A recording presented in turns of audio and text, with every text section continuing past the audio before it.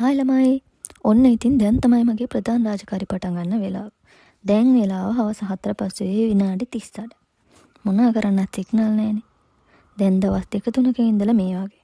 මේ රවුටර් එකට සිග්නල් නැහැ. ඔයාලගේත් එහෙමද අනේ?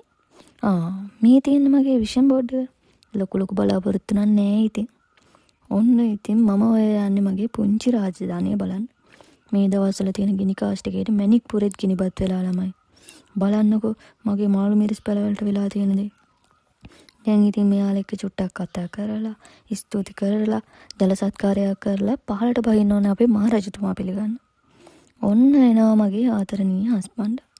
දැන් ඉතින් මට තියෙන ලොකුම රාජකාරිය තමයි මෙයා තැන විසි කරන බඩුව හැදෙන එක. මෙයාගේ ග්‍රැජුවේෂන් ෆොටෝ ඇවිල්ලා. දැන් ඉතින් මේව බලලා හැමෝටම පෙන්නලා බඩුව හැදින්න යන්න තමයි තියෙන්නේ. එහෙනම් ඉතින් ආයෙත් දවසක හම්බෙමු. බයි බයි.